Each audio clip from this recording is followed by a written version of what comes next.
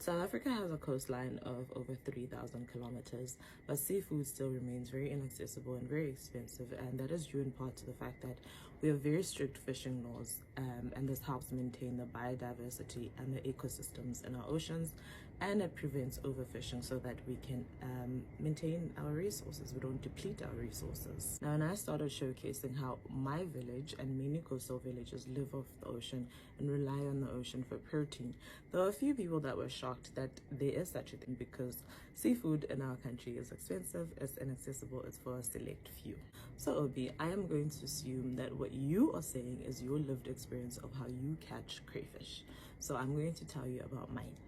My family has lived on this coastline for generations, both sides of my family. I've eaten more fish, crayfish, octopus, mussels, all kinds of sea snails. I don't even know the English names to prawns, oysters, all of those things. I've eaten them more than I've actually eaten meat in my lifetime. And because my family has actually lived here for generations, I can tell you about sustainable traditional fishing methods that are used on the eastern and southern coast of South Africa.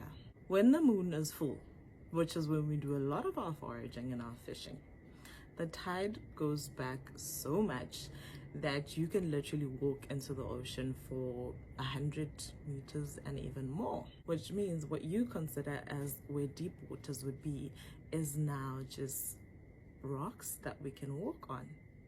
So let's do a little quiz. Where do you think that the creatures that actually live in holes in these deep waters go when the tide goes out? Do they swim with the tide? They don't. They go back to their holes and they wait for the tide to fill up again. So where you saw me catching crayfish was actually very far from the shoreline. And you might be shocked to find out that I am not the only person who actually does that. And there are many areas on our coastline where people catch crayfish with their bare hands. They catch octopus with their bare hands, which I can never do. I'm scared of octopus. And that is the other thing. I do tell you guys what I catch and what I don't catch. I don't catch octopus. I also don't fish. I have to buy those things, and I'm very upfront about that. The reason why we use these methods is because, one, we don't have boats. We can't go into these deep waters that you mentioned and drop cage to catch crayfish. We have to do it manually. And the best thing about doing it manually is that it is sustainable. You can only get about 2, 4 if you're very lucky. And this means that we do not overfish. We have an abundant supply of seafood always, of seafood that is grown to mature age, or mature size rather. Now, I love talking about traditional fishing methods because it touches on the subject that I love, which is sustainability. And also I get to talk about why it is so incredibly amazing to live off of the ocean and why we respect the ocean so much.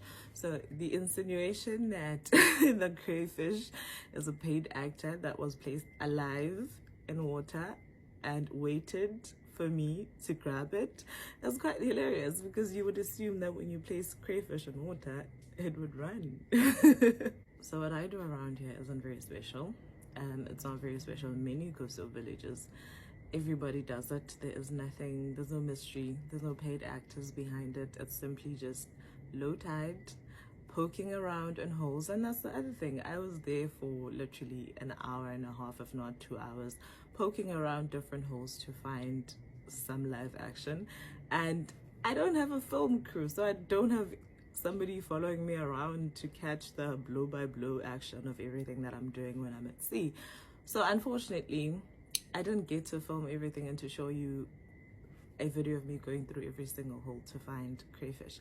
But for you, Obi, I might do a special. I might actually film however many hours it takes for me to get crayfish the next time we have a full moon, which I think will be soon. So I hope that clears up that conversation about planted crayfish.